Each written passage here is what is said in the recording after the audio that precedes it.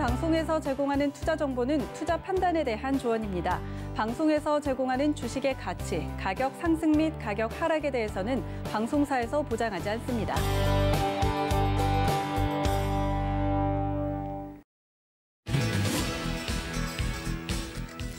안녕하세요. 베스트 트레이딩맨 거래자들 진행의 도지은입니다. 코스피가 2년 9개월 만에 최고치를 또 갈아치웠습니다. 2,500선을 훌쩍 넘기면서 마무리가 됐는데요. 특히 외국인의 수급이 인상적인 하루였습니다. 대형주를 중심으로 올라주고 있는 우리 시장 어디까지 오를지 그리고 오늘 왜 올랐는지 위원님과 함께 자세하게 뜯어보도록 하겠습니다. 또 본 방송에서 제공해 드릴 정보는 투자 판단에 대한 조언일 뿐 해당 주식의 가치나 수익률을 보장하고 있지는 않고요. 또 서울경제TV는 자본시장 통합법 준수하고 있습니다. 1:1 투자 상담과 유사수 신행위 등 모든 불법 사양을 엄중하게 금지하고 있다는 말씀까지 전해드리면서 베스트 트레이딩맨 거래자들 힘차게 출발합니다.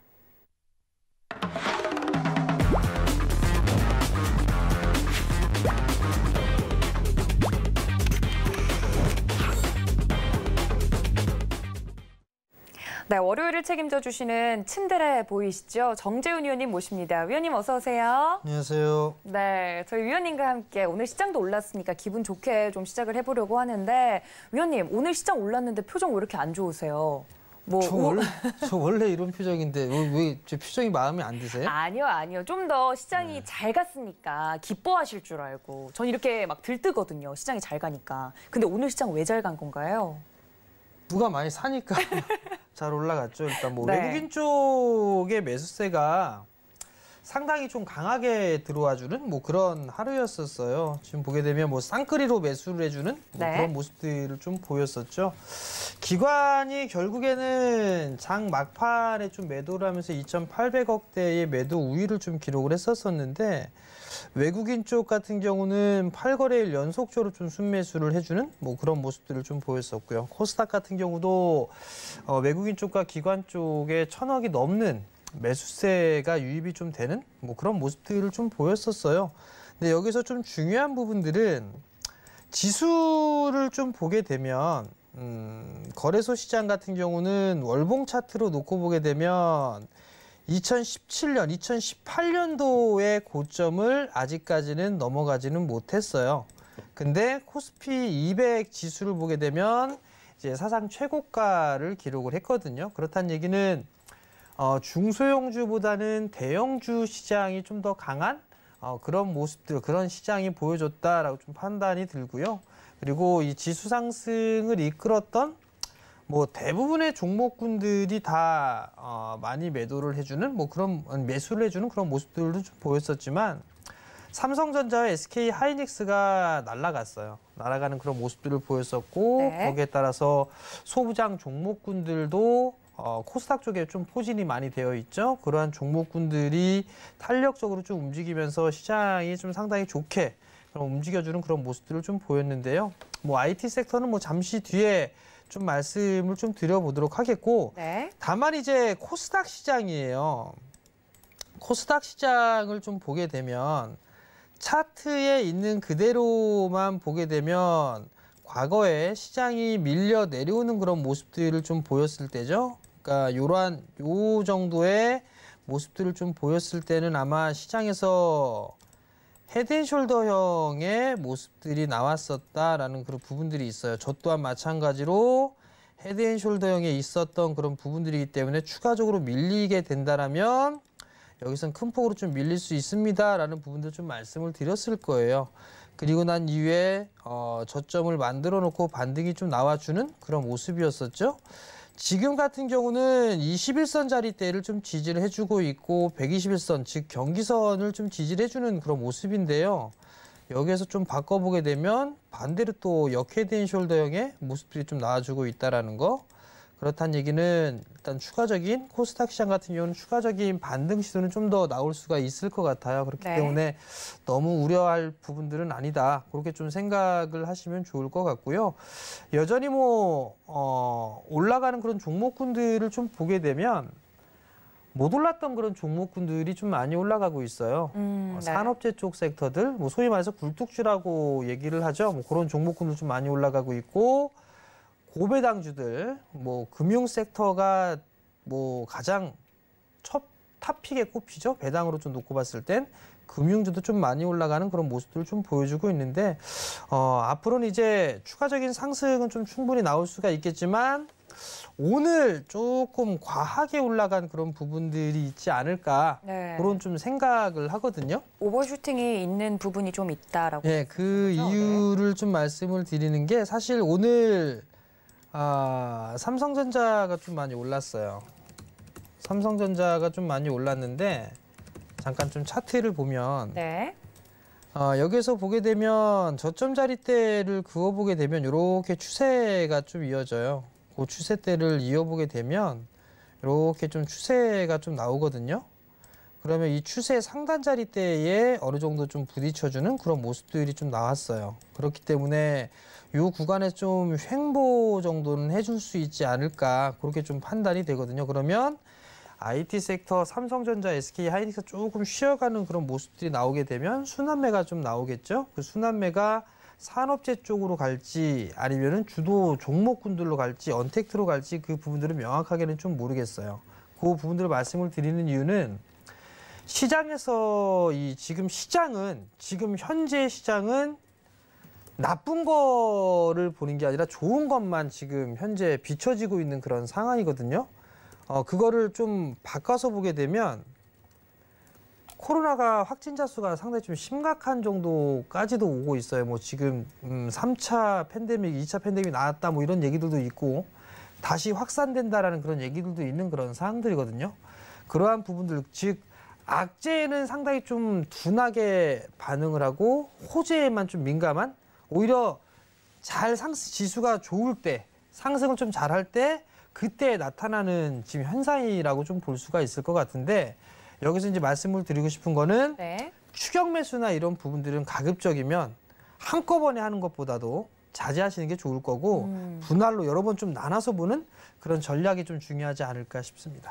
네, 오늘 특히나 시장이 잘 간 데 있어서 대형주들의 흐름이 눈에 띄었습니다. 근데 지금이라도 뭐 삼성전자 들어가는 게 좋을까요? 이런 질문들 또 유튜브 방송 통해서도 많은 분들이 질문해 주셨고 한데 그런 부분에 있어서 또 팁을 드린 것 같으니까 참고 부탁드릴게요. 그리고 노란톡 활짝 열어두고 있습니다. 서울경제 정재훈 검색을 하시고 들어오시거나 아래 하단에 나가고 있는 QR코드 보이시죠? 이쪽을 카메라 어플로만 비추셔도 입장이 가능하다고 하니까 참고 부탁드리고요. 또 잠시 뒤에 8시 30분에 저희 박원재 위원님께서 유튜브 온라인 방송 또 준비를 하고 계십니다. 서울경제TV 더하기 채널에서 함께 이용해 보실 수 있고요. 박원재 위원님이든 정재훈 위원님이든 저희 서울경제TV 믿음직한 전문위원님들과 함께 이렇게 상승하는 시장 속에서 어떻게 내 포트폴리오 전략 꾸려가면 좋을지 함께 이야기 나눠보시면 좋을 것 같습니다. 자, 이렇게 오늘 시장 간단하게 짚어봤으며 오늘 장에서 이슈가 됐었던 것들 하나씩 짚어봐야겠죠? 투데이 이슈 함께 만나보시죠. 네, 오늘 2개의 이슈를 꼽아봤습니다. 박스권을 탈출한 코스피, 동학개미도 실탄을 다시 쌌나라는 의미로 하나 준비를 해봤고요. 나머지 한 개는 대한항공 이슈입니다. 아시아나항공을 인수할지 나랏돈이 절반이라는 이슈까지 챙겨보도록 하겠습니다. 네, 정재훈 의원님께서는 약간의 오버슈팅이 나온 감이 없지 않아 있는 그런 하루였다라고 이야기를 해주셨는데 확실히 지금까지 뭐 앞으로 내년도 시장이 더 좋아질 것이다라는 거에서는 의의가 없었지만 이제 2,500을 드디어 깼거든요. 더 위로 올라가는 거에 대해서는 다른 의견은 없으신 건가요, 위원님? 더 올라갈 거예요. 네. 벌써 이제 증권사 같은 경우는 내년도 21년도의 전망이 좀 나오고 있는 그런 상황들이거든요. 네. 증권사의 리포트나 이런 부분들을 좀 보게 되면 상단을 한 2,800에서 3,000 이상으로. 뭐 2,850 뭐 그 정도를 좀 나와요. 3,000 네. 누가 그래요?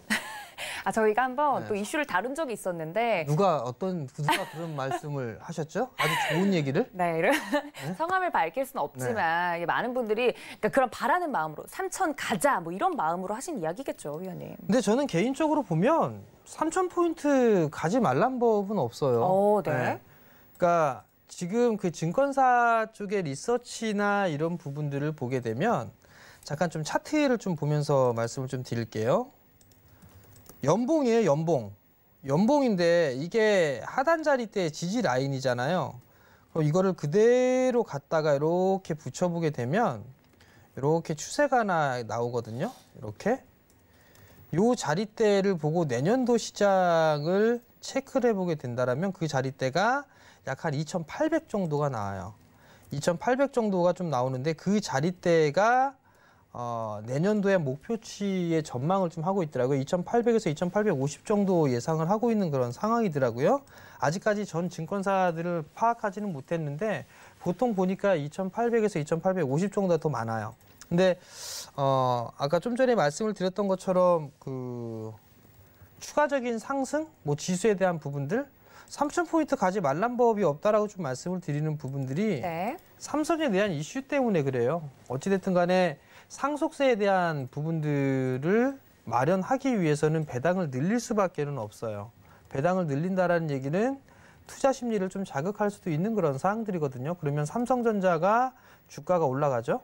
그럼 소위 말해서 삼성그룹주들만 올라가도 저는 지수 3,000은 그냥 간다고 보고 있어요. 삼성물산이 네. 가겠죠. 그다음에 삼성전기도 가겠죠. 뭐 실질적으로 크게 상관없죠. 실적이 좋아지니까. 네. 삼성전자는 당연히 가겠죠. 삼성생명 갈 것이고요. 뭐 그런 식으로 따져보게 되면 업종 대표주들만 움직여주는 거기다 이제 업종별로 턴어라운드가 되는 종목도 좀 순환매 나오고 하게 되면 저는 3,000포인트는 충분히 좀 갈 수 있다라고 좀 판단을 하고 있어요. 다만 이제 그 시기가 어느 시기냐 그 부분들을 좀 생각해 볼 수가 있을 것 같은데 뭐 내년도에도 저는 충분히 좀 갈 수가 있다라고 좀 판단이 되기 때문에 네.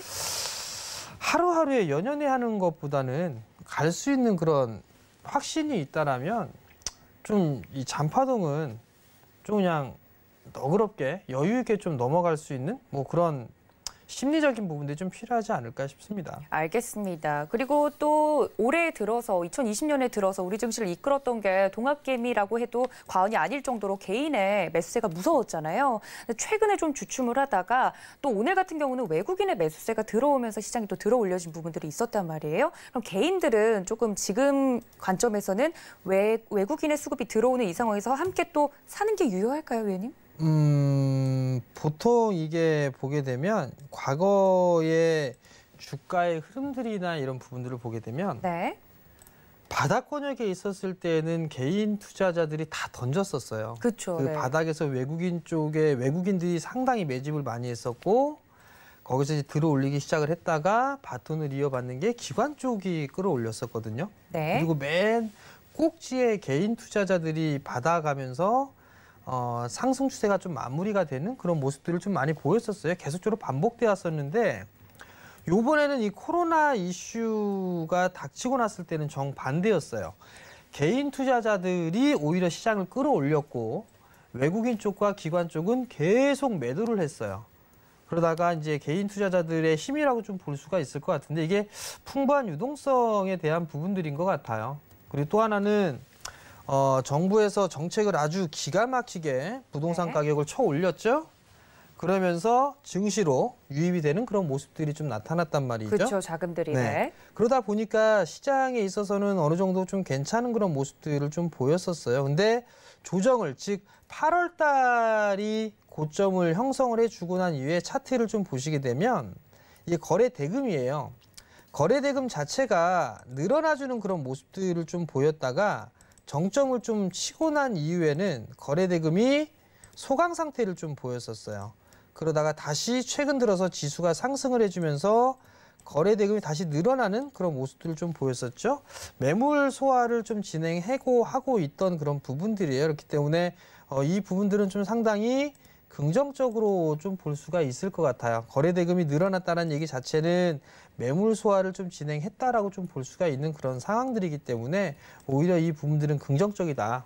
그리고 외국인 쪽에 외국인들이 매수를 한다고 해서 뭐 개인 투자자들이 따라서 매수해도 되지 않겠느냐. 네. 뭐 저 그 부분들에 있어서는 공감하는 부분들은 있어요. 즉 어떤 종목을 살 거냐에 따라서 틀려지는 그런 사항들이지 뭐 외국인이 매수를 한다, 뭐 매도를 한다고 해서 안 살 거는 아니에요. 주식 사고 싶으신 분들은 살 거예요. 다만 어떤 종목을 살 것이냐 이 부분들이 관건이 아닌가라고 좀 판단이 되고요. 네. 코스닥 시장도 마찬가지예요. 코스닥 시장 같은 경우는 거래소 시장하고보다는 조금 약하죠. 거래 대금 자체가 증가가 되는 그런 부분들 폭 자체가 이렇게 크지가 않아요. 그 부분들 때문에 약간 조금 더 버겁게 움직인다라고 보시면 좋을 것 같은데 코스닥 시장도 조금 더 상승을 해줄 수 있는 그런 자리대는 아직까지는 좀 남아 있는 그런 상황들이에요. 그렇기 때문에 뭐 충분히 매수를 해봐도 괜찮지 않을까라고 좀 판단이 되고요. 네. 여기에서 이제 조금 조심해야 될 그런 부분들이 있어요.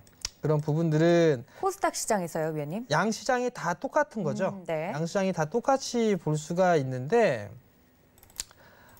그 부분들은 신용잔고예요. 신용잔고. 신용잔고 자체가 같이 다시 또 늘어나는 그런 모습들을 좀 보이는데 신용잔고를 검정색으로 좀 표시를 해볼게요. 좀 두껍게. 이게 신용잔고고요. 지수는 마찬가지로 빨간색으로 이렇게 좀 보고요. 고객 예탁금도 한번 볼게요. 고객 예탁금 같은 경우는 요걸 조금 더 파란색으로 좀 해볼까요? 두껍게 해서 보게 되면 고객 예탁금이 줄어들고 있었을 때는 신용이 좀 같이 줄어드는 그런 모습들을 좀 보였는데 신용의 감소 폭이 그렇게 크지는 않았어요. 네. 크지가 않았다는 부분들은 다시 이게 신용이 재차 늘어나고 있다는 얘기인데 이 부분들은 변동성을 좀 유발할 수 있다는 거, 그 부분들을 좀 기억을 하셔야 될 것 같고요.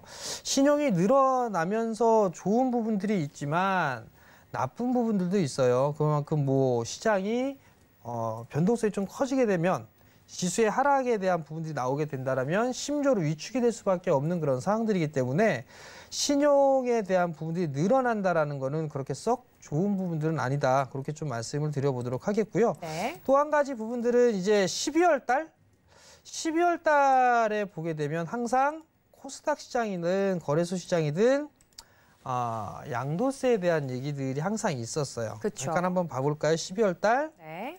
2019년도 때를 이렇게 돌이켜보게 되면 2019년도 때는 뭐 이렇게 크게 밀리는 그런 부분들은 없었네요. 보니까. 근데 이제 요 때를 보게 되면 요럴 때라든가 그리고 요럴 때 뭐 이런 부분들에 있어서는 지수에 있어서의 큰 폭은 별로 없었어요. 17년도도 마찬가지로 조금 밀려 내려왔죠. 그러다 다시 쳐올리는 그런 모습들이 좀 나타났었고 항상 12월 연말로 놓고 갔을 때는 양도세에 대한 이슈 이 부분들 때문에 변동성이 좀 나왔었는데 이번에는 글쎄요. 저는 아직까지 확신이 안 드는데 네.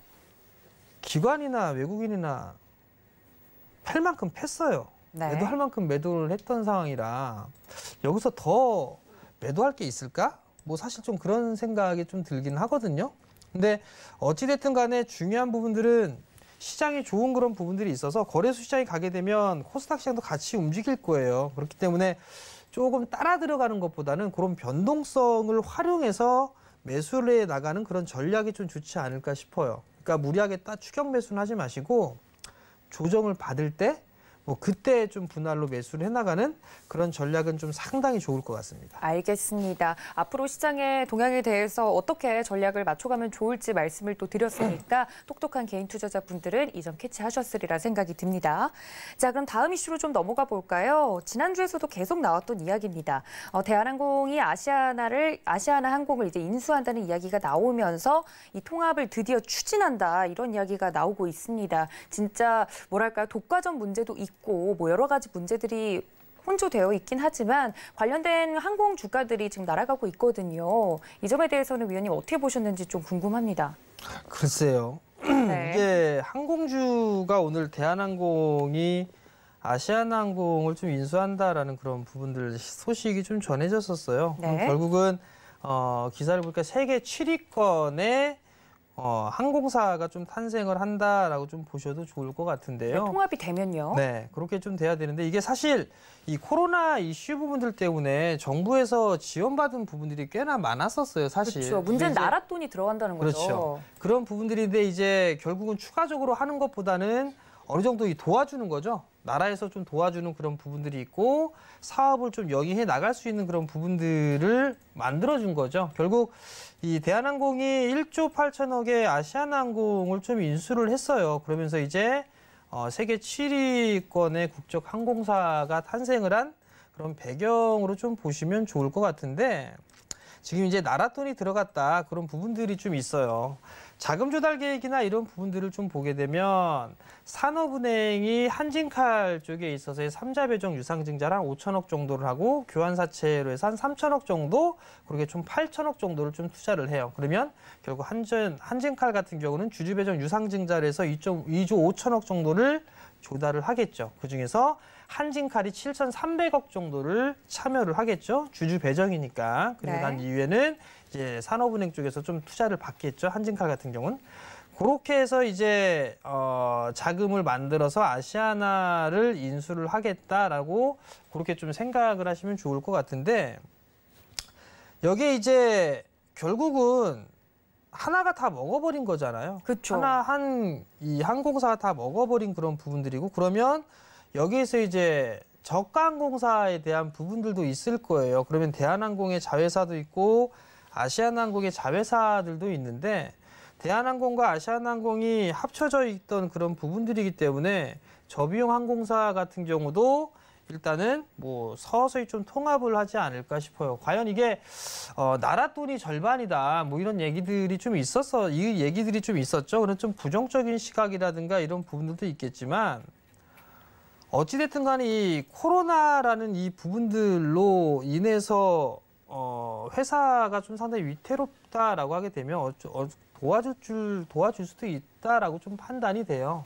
다만 이제 그런 자금이나 이런 부분들에 있어서 무리하지 않는 그런 선에서 할 수가 있다라는 점, 뭐 그 부분들을 생각을 해봐야 될 것 같고요. 그리고 그만큼의 성장을 할 수 있느냐, 이 부분들을 함께 고민을 해볼 필요성은 있을 것 같거든요. 괜찮을 것 같아요. 항공 같은 경우는 뭐 적자를 나는 그런 부분들도 아닌 그런 사항들이 있기 때문에 이 코로나에 대한 부분들이 좀 안정화가 접어들게 된다라면 그래도 이 실적에 있어서의 증가폭 이런 부분들은 좀 상당히 크게 나올 수가 있다라고 좀 판단이 되고요. 또 하나는 그래도 뭐 전 세계적인 항공사 중에서도 국내 항공사 같은 경우, 특히나 대한항공 같은 경우 영업을 좀 잘했어요. 머리를 기가 막히게 썼죠. 사람을 옮겨 나르도 하는 그런 부분들에서 빼고 과감하게 화물로 운송을 바꿨으니까요. 그러한 부분들 보게 되면 좀 적시적소에 좀 잘 대응을 하는 그런 부분들이 아닌가 싶어요. 그렇기 때문에 나라 돈에 들어가는 부분들에 있어서는 뭐 충분히 반환을 할 수 있는 그런 능력은 충분히 있다라고 좀 상황이 되고요. 결국은 이제 언제부터가 돌아설 수 있느냐, 이 부분들이 좀 고민거리가 아닌가라고 좀 판단이 되는데, 그 추이의 과정은 좀 더 좀 지켜봐야 되지 않을까. 결국 오늘 그러한 부분들 때문에 수혜주들, 관련주들이 좀 많이 올라갔어요. 뭐 아시아나항공 상한가를 갔고요.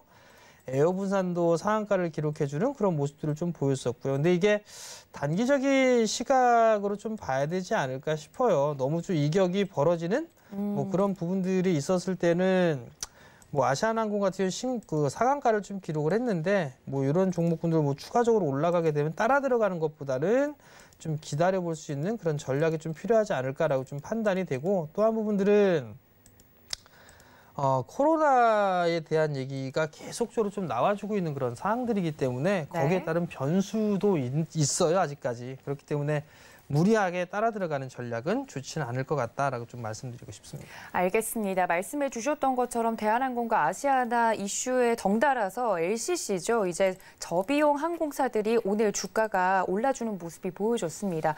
근데 이걸 또 단기적으로만 봐야지 너무 장기적인 관점에서 따라가다 보면 물릴 수 있는 부분이 있다라고 전략적인 부분까지 말씀을 드렸으니까 혹시나 눈여겨보고 계신 분들은 참고 부탁드립니다. 자, 이렇게 투데이 이슈 만나봤으면요. 저희는 마켓 트렌드 시간으로 다시 돌아오겠습니다. 잠시만요.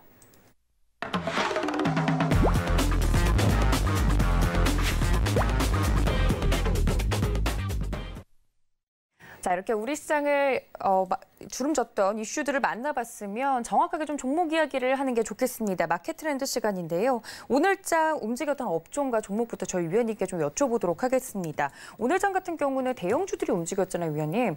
보통 대형주들이 움직이면 시장이 개인들한테는 재미가 없다, 이런 이야기가 있는데 오늘장에 대해서 좀 이야기를 해주셨지만 오늘장 움직였던 대형주들 좀 봐주시면 좋을 것 같고, 반도체주들이 또 움직였고 소부장들이 움직였다고 하니까 그쪽 봐주실 건가요, 위원님? 사실 오늘 대부분의 업종들이 좀 많이 올랐어요. 뭐 금융주도 올랐고 건설주, 그다음에 조선주 이런 기업들 좀 상당히 대부분 좀 많이 올랐어요. 오히려 빠진 종목군들 뭐 2차전지 조금 빠져 밀려 내렸었고. 네. 근데 이제 의미가 있을 만한 그런 부분들 여러 업종군들이 있겠지만 그 중에서도 IT 쪽이 그나마 좀 유의미한 상승이었나요? 그렇죠. 네. 그렇게 좀 볼 수가 있을 것 같거든요. 1년 내내 올라가지 못했어요. 올해 들어서면서 특히나 SK 하이닉스 같은 경우를 좀 보더라도 3월 코로나 이슈 이후부터 박스권역에서 벗어나지 못하는 그런 모습들을 좀 보였었어요. 근데 이제 삼성전자와 SK 하이닉스가 9%대의 급등이 좀 나왔었고요. 삼성전자도 장중에 5%가 넘는 급등이 좀 나왔었어요. 이 상승을 하게 된 이 이유를 조금 살펴봐야 될 것 같은데, 물론 수급적으로 외국인 쪽에서 매수를 좀 많이 해줬어요. 그 중에서 생각을 해봐야 될 부분들은 금요일 날 미국 시장 쪽에서 AMAT가 실적 발표를 했었어요. 실적 발표를 했는데 거기에서 좀 발언이 좀 괜찮았었어요. 내년도에는 낸드보다는 디램 쪽이 더 우위를 좀 보일 것이다라는 그런 전망치를 좀 내놨었고요. 그다음에 마이크론 같은 경우도 이 5G 쪽 그리고 전기차 쪽에 있어서의 활용도 쓰임이 좀 많아지는 그런 상황들이고, 코로나 이 부분들이 완화가 된다라면 매출이 크게 증가할 수 있을 거다라는 그런 전망을 좀 내놨었어요. 그러면서 이게 이제 한국으로 넘어와서 삼성전자와 SK 하이닉스를 좀 필두로 해서 장비사들이 좀 급등이 나와주는 그런 시발점이 좀 되지 않았나라고 좀 판단이 되는데, 네. 많이 올랐었어요. 2차 전지 쪽이나 5G나 이런 기업들은 좀 많이 올랐었는데 IT 쪽 섹터들은 못 올랐어요. 사실 중소형주들 같은 경우는 소부장이라고 해서 그런 종목군들은 올랐어요. 근데 대형주들 삼성전자와 SK 하이닉스는 좀 못 올랐단 말이에요. 네. 근데 이제 요게 맞물리면서 같이 이제 시장에 활력소를 좀 불어넣는 그런 모습들을 좀 보였는데, 삼성전자 같은 경우는 아까 좀 말씀을 좀 드렸던 부분들이라 단기 저항 자리 때 좀 부딪힐 수가 있는 그런 부분들이라 고가권역에서 좀 매수하신 분들 같은 경우는 일부 좀 챙겼어요.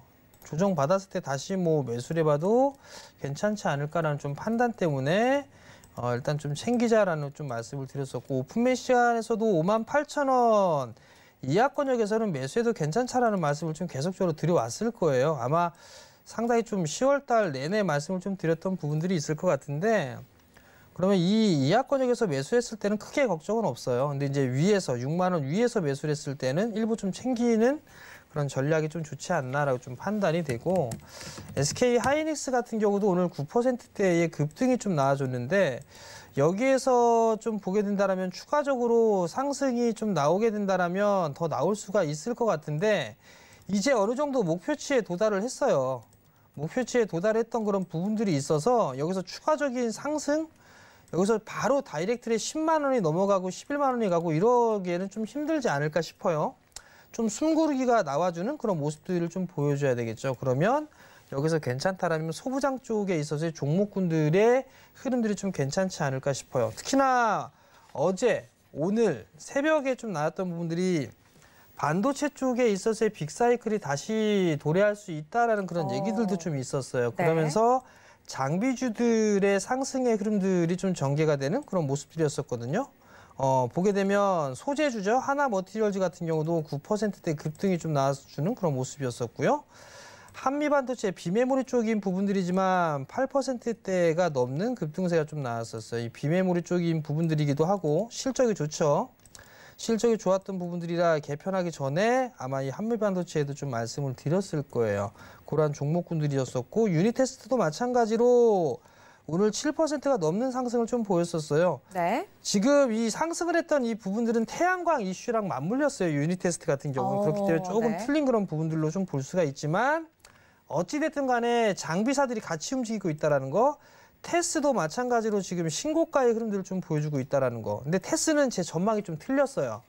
회사를 확인해보고 났었을 때 이거 시간이 조금 딜레이가 될 수 있을 거다라고 저는 예상을 했었어요. 근데 더 빨리 다이렉트로 더 치고 나가는 그런 모습들을 좀 보였기 때문에 네. 이 부분도 좀 예상이 틀렸던 부분들이지만 어찌됐든 간에 비메모리 쪽과 반도체 쪽에 있어서의 이 낸드 쪽에 있어서의 성장을 할 수 있다라는 그런 얘기들이 좀 나오면서 상승을 해줬다라는 거.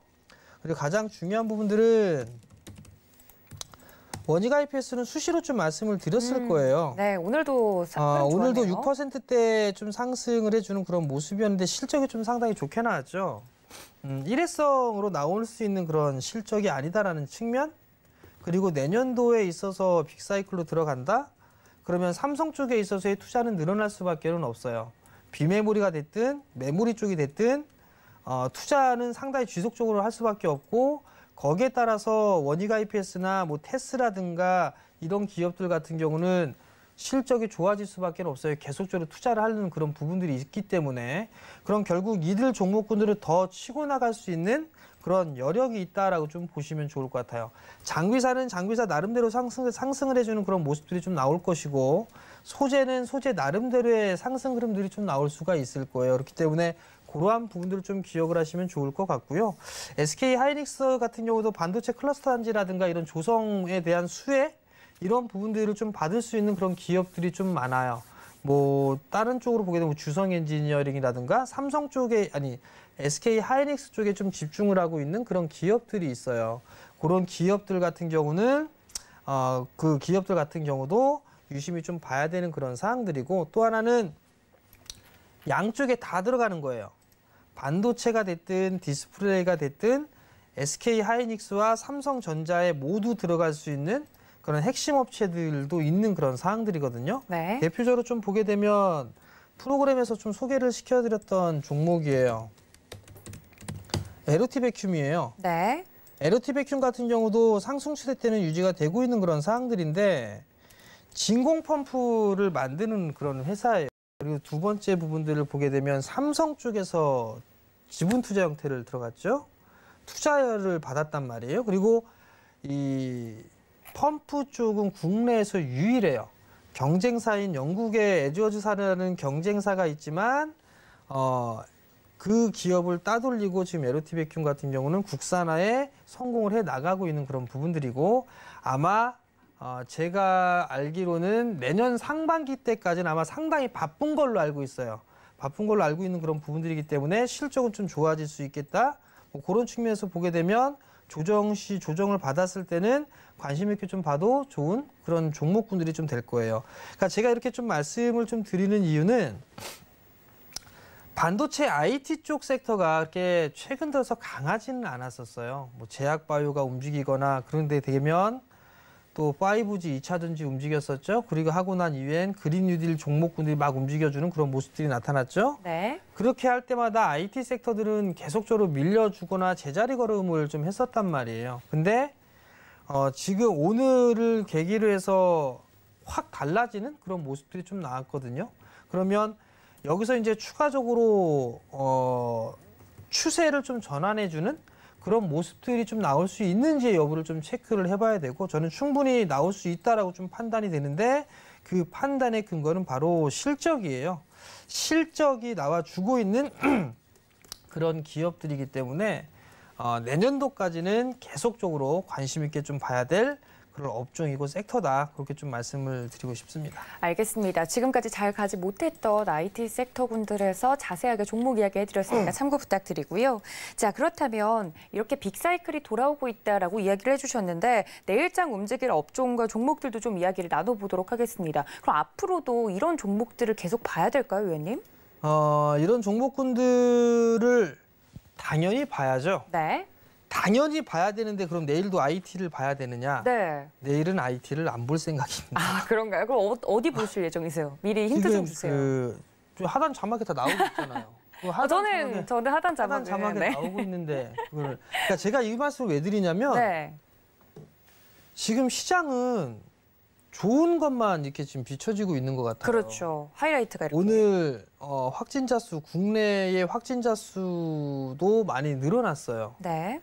미국이나 유럽 쪽 같은 경우도 확진자 수가 급증을 하고 있고 최고치를 넘어가고 있는 그런 상황들이에요. 루머가 좀 도는 그런 부분들이 있어서는 강원도 쪽에 병석 이게 얼마 없다라는 그런 얘기들도 좀 나왔었어요. 네. 그리고 지금 뉴스도 나오고 있지만 전남대 병원발 코로나 확진자 확산, 목포까지 번져 뭐 이런 기사거리 좀 나와주고 있고. 지방에서 계속 확진자 수가 그렇죠? 늘어나고 있는 계속 부분이죠. 늘어나고 있는 그런 부분들인데 좋은 것만 있단 말이에요. 안 좋은 부분들보다도 좋은 거에 좀 반응을 하는데 내일 정도면은 이러한 부분들이 조금 흐름들이 좀 나올 수 있지 않을까? 그러면 언택트 쪽에 있는 그런 종목군들이 좀 쉬었어요. 좀 쉬어가는 흐름들이 좀 나왔으니까 그러한 종목군들이 조금 움직일 수 있지 않을까? 뭐 대표적으로 보게 되면 뭐 언택트 수혜주로 좀 볼 수가 있는 경우가 카카오나 뭐 네이버를 좀 볼 수가 있을 거예요. 카카오 같은 경우도 많이 눌러주는 그런 모습들이 좀 나왔었고 여기에서 한 차례 반등이 나와줬다가 또 쉬어가는 그런 모습들이 나왔단 말이에요. 네. 21선짜리 때만 좀 지지를 해주는 그런 모습들이 나오게 된다라면 한 번 더 움직여줄 수 있는 그런 모습들을 좀 보일 수 있지 않을까 싶거든요. 그렇기 때문에 이러한 종목군들을 좀 본다든가 아니면 뭐 링네트 같은 기업들 네. 뭐 한 차례 상승을 해주고 난 이후에 오랜 시간 또 많이 밀렸어요. 바닥을 다지고 난 이후에 이제는 반등권역에 좀 나올 수 있으니까 이런 개별주들을 좀 본다거나 아니면은 뭐 NHN 한국사이버결제 뭐 이런 기업들이 있겠죠. 컴퓨터로 하다 보니까 이제 온라인 결제라든가 이런 시장 자체가 커지고 있고 NHN 한국사이버결제 같은 경우는 사업의 영역을 좀 확대를 하고 있단 말이죠. 상당히 좀 견조한 그런 모습들을 보여주고 있고 박스권역에서 좀 진행되는 그런 사항들인데 요 하단 자리 때만 넘어가지 깨지지가 않는다라면 나오는데 좀 괜찮지 않을까 싶어요. 그리고 최근에 이제 이 백신에 대한 화이자에 대한 얘기가 나오면서 네. 시젠이 좀 급락이 나왔었어요. 3분기 실적도 좀 상당히 괜찮게 나왔거든요. 4분기 때도 이 실적은 이어지지 않을까 싶어요. 그러면 여기에서 이제 브레이크를 좀 걸어줬으니까 다시 이제 매도보다는 반등을 이용한 그런 트레이딩을 해볼 수 있지 않을까 싶은데 제 시젠이나 이런 기업들을 왜 말씀을 드리냐면 대체적으로 종목이 이게 밀려 내려오게 되면 항상 물어보시는 게 있어요. 지금이라도 매도를 해야 되나요? 라고 물어보세요. 종목 그렇죠. 상담을 할 때 보면 빠지고 있을 때 더 빠질 것 같은데 지금이라도 매도해야 되나요? 물어보거든요. 그게 아니라 빠질 만큼 빠졌으면 반등이 나갈 거예요. 반등이 나오는 타이밍을 활용해서 비중을 축소하는 게 훨씬 더 좋다라는 거. 그러면 이 코로나의 확진자 수가 늘어나고 뭐하고 하게 된다라면 이런 관련주들이 아마 기술적인 반등의 흐름들이 좀 나올 수 있지 않을까 싶어요. 그러면 그러한 종목군들을 좀 보게 되면 오히려 뭐 순환매 뭐 이런 부분들을 좀 놓고 봤을 때는 이러한 종목군들 뭐 괜찮지 않을까 싶습니다. 알겠습니다. 의외네요. IT 관련 종목에 대해서 이제 빅사이클이 돌아오고 있다라고 이야기를 하셔서 앞으로 이런 종목에 대해서 더 소개를 해주시지 않을까 싶었는데 오늘 같은 경우는 코로나19가 종식이 된 게 아니기 때문에 비대면 관련주죠. 언택트 관련주들에 대한 흐름까지 짚어드렸습니다. 좀 더 자세한 이야기 나누고 싶으신 분들 노란톡 열어두고 있는데요. 서울경제 정재훈 검색을 하시고 들어오시거나 또한 QR코드 저희가 보내드리는 부분에 대해서 카메라 어플로만 비추셔도 입장이 가능하다고 하니까 들어오셔서 함께 이용해 보시면 좋을 것 같습니다. 또 그리고 유튜브 같은 경우 서울경제TV 더하기 채널에서 현재 박원재 위원님께서 유튜브 온라인 방송 시작을 하셨다고 합니다. 정말 자세하게 시장 분석해 주시는 우리 전문가님이신데 현재 유튜브 채널 통해서 여러분들 만나 뵙고 있다고 하니까 좀 도움 말씀이 필요하신 분들은 들어오셔서 이야기해 주시면 좋을 것 같습니다. 자, 이렇게 이용할 수 있는 방법까지 안내를 드렸습니다. 말씀해 주신 것 중에 뭐 카카오, 링네트 그리고 이제 전자 사이버 결제 관련된 종목들에 대해서도 이야기를 해주셨는데 카카오나 네이버 같은 경우는 개인 투자자분들 굉장히 관심이 많은 종목 중에 하나잖아요, 위원님. 네. 네. 제가 말 걸 줄 모르고 계셨나요, 위원님? 네. 아니 네이버나 카카오 이야기가 나와서 말인데 많은 개인 투자자분들이 이거 지금이라도 팔까요 말고 지금이라도 살까요 하는 종목들도 저는 궁금하거든요. 카카오랑 네이버 같은 경우는 어떻게 보세요, 앞으로도?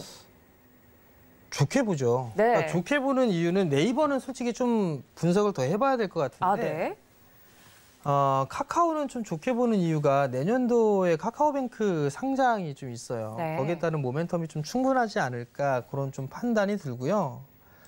저는 만약에 여기서 투자적인 관점으로 보게 된다면 저는 카카오에 많은 비중을 실지는 않을 것 같아요. 왜요? 너무 많이 올라가서. 네, 너무 많이 올라가 있는 그런 부분들도 있고 네. 그러면 오히려 더 올라갈 수 있는 그런 종목군들이 저는 개인적으로 더 많이 있다라고 생각을 하고 있거든요. 네.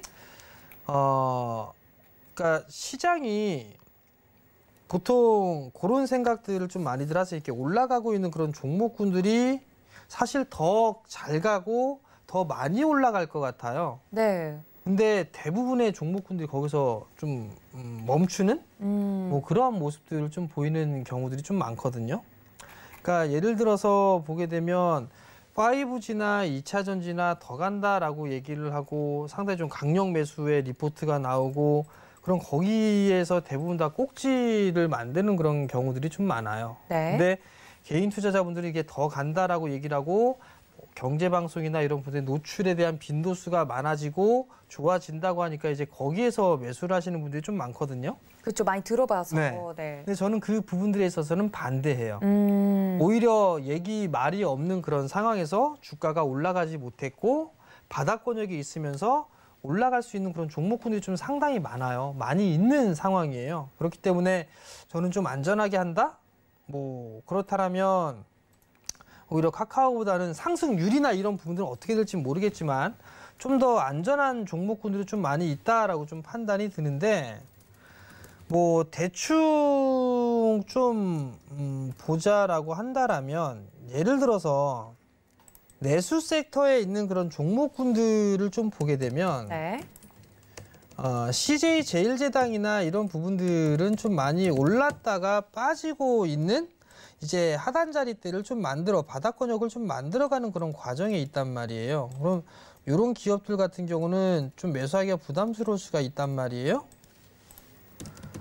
오리온 같은 경우도 많이 올랐다가 이제 빠지는 그런 케이스가 있고요. 네. 그러면 오리온 홀딩스 같은 건 어떨까 싶어요. 오리온 홀딩스 같은 경우는 지가 빠져봐야 뭐 이거 얼마나 빠지겠어요 이거. 지가 빠져봐야. 솔직히 톡 까놓고 얘기해서 얼마나 빠지겠어요. 얘가 10,000원을 깨겠습니까? 뭘 깨겠습니까? 재무구조는 겁나게 좋고 주당 자산가치가 3만 원대예요. 배당 3%대 중후반이고요. 네. 이 상태에서 배당을 하게 되면 아마 5%는 넘지 않을까 싶어요. 그리고 은행 이자의 2배. 은행 이자의 2배 부분들을 가지고 여기서 매수를 해서 이 자리 때까지 못 갈까요? 16,000원? 그러면 10%, 20%의 수익. 배당받고 20% 정도의 수익이라면 전 나쁠 것 같진 않아요. 그러니까 이러한 식의 종목군들이 되게 많다라는 얘기예요. IT 섹터들도 마찬가지예요. IT 섹터들 중에서도 못 올라가 있는 그런 상황이지만 올라갈 수 있는 그런 바닥권역에 있는 그런 종목군들이 좀 상당히 많이 있어요. 많이 있는데 방송에 노출이 안 되다 보니까 이제 불안하신 거예요. 그런 종목군들을 보유하고 계신 분들이 투자자분들이 있어요. 근데 맨날 얘기해봤자 뭐 코로나 얘기나 나오고 2차 전지 얘기 나오고 막 그러다 보니까 내가 가지고 있는 종목이 없다 보니까 그게 좀 불안해하신 분들이 있는데 가장 간단하게 볼 수 있는 부분들은 숫자가 찍히는가를 보세요. 실적이 찍히는 주식은 언젠가는 보답을 해줍니다. 알겠습니다. 내 종목이 TV에 자주 언급되지 않아서 이제 불안한 마음들 이해합니다. 하지만 가장 중요한 건 숫자가 찍히느냐에 대한 부분이니까 이 점까지 참고 부탁드릴게요. 자, 이렇게 마켓 트렌드 저희 여기서 마무리 짓고요. 저희는 당신을 위한 한마디로 다시 돌아오겠습니다. 잠시만요.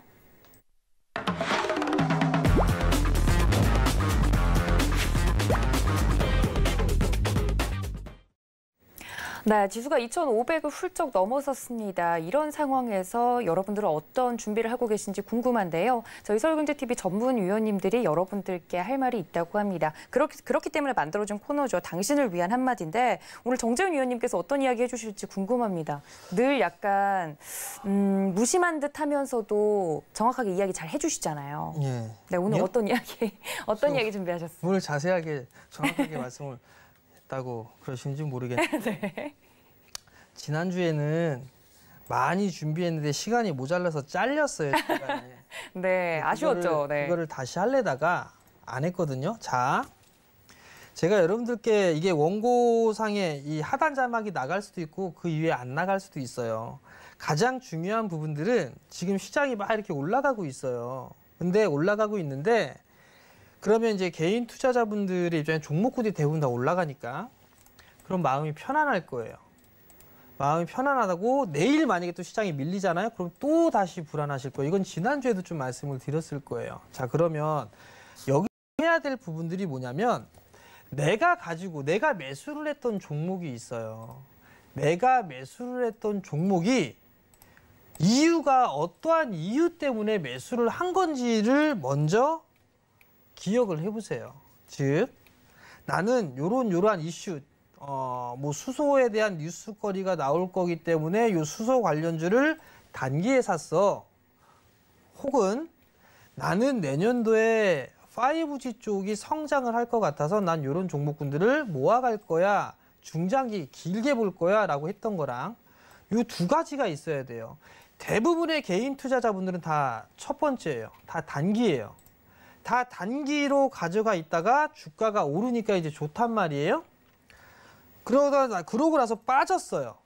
그리고 나서 진짜 8월 달에 고점 찍고 나서 밀렸단 말이에요. 그래서 물리게 됐죠. 물리게 돼 있는데 단기로 봤다라면 손절을 하거나 대응을 해야 되는데 대응도 못했단 말이에요. 그리고 나서 시장이 다행히 돌아서는 그런 모습들이 나왔었고 종목군도도 올라가고 있어요. 제가 이 말씀을 왜 드리냐면 단기로 보셨다라고 한다라면 더 욕심을 내는 그런 부분들이 아니라 일부 타협점을 찾는 방법도 필요한 거예요. 중장기적으로 긴게 투자 관점으로 봤다 해도 마찬가지예요. 내가 너무 많이 고점권역에 매수를 했다라고 판단이 든다면 그 부분을 좀 줄였다가 다시 잡아도 돼요. 아니면 그냥 길게 봤으니까 주가가 크게 올라가지 않았다라면 계속 끌고 가는 전략을 취하셔도 된다라는 얘기예요. 즉, 예를 들어서 한번 볼게요. 종목을 좀 보게 되면 네. 서진 시스템이라는 종목군들 제가 많이 비유를 해드렸을 거예요. 나는 단기로 봤어 라고 해서 여기서 예를 들어서 매수를 했다라고 가정을 해보자고요. 여기에서 52,750원에 분할 매수해서 52,751원에 매수했다라고 가정을 해보자고요. 그러면 주가가 이렇게 밀려 내려오게 되면 개인 투자자분들은 지금이라도 손절을 해야 되나요? 라고 물어봐요. 그죠? 저 또한 마찬가지로 그런 생각을 해요. 아, 이거 욕 나오는데 손절해야 되나? 그 생각 당연히 하죠. 더 빠질 것 같으니까. 그리고 나서 반등이 나오죠. 반등이 나오면 자, 이제 괜찮아 라고 판단을 한단 말이에요. 그러면 여기서 봐야 되는 부분이 뭐냐면 하락을 했을 때는 절반의 되돌림이 나온다고 말씀을 드렸잖아요. 그럼 네. 절반의 되돌림 자리대가 얼마인가를 보세요. 46,000원이에요. 그러면 이 자리대를 보게 되면 46,000원 자리대까지 왔어요. 얼추 45,800원까지 왔단 말이에요. 그럼 여기서는 매수를 하는 게 아니라 좀 줄일 수 있는 그런 전략적인 부분들이겠죠. 즉 단기적으로 봤다라면 좀 줄여놓고 난 다음에 조정을 받았을 때 다시 매수라든가 하는 전략이 좀 필요하다라는 얘기예요. 또 다른 부분들을 놓고 보게 된다라면 아까 그 부분들 좀 보자고요. 오리온홀딩스라는 종목을 매수를 했어요. 예를 들어서 내가 오리온홀딩스를 매수한 단가가 13,500원, 14,000원이라고 가정을 해보자고요. 꼭지에서 샀어요.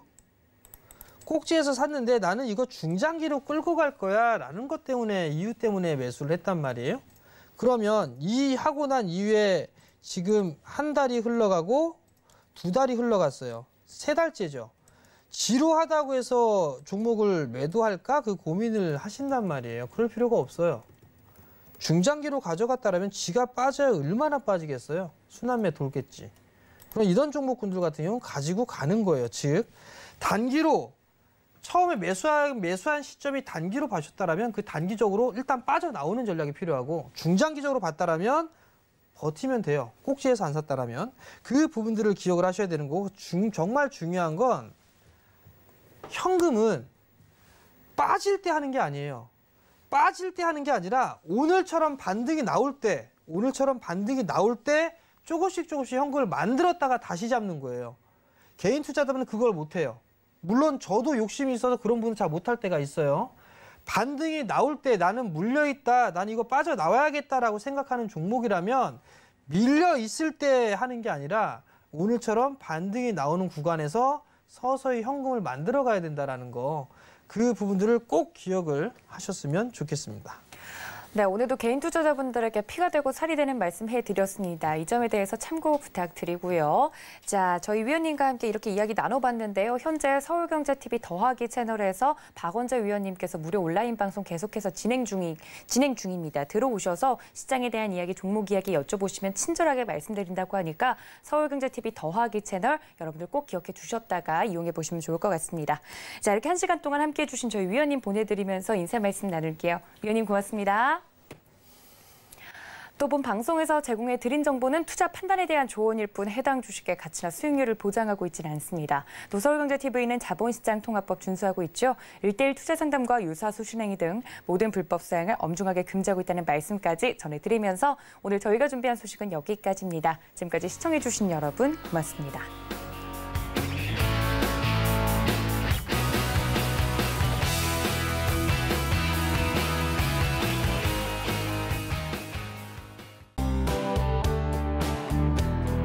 방송에서 제공하는 투자 정보는 투자 판단에 대한 조언입니다. 방송에서 제공하는 주식의 가치, 가격 상승 및 가격 하락에 대해서는 방송사에서 보장하지 않습니다.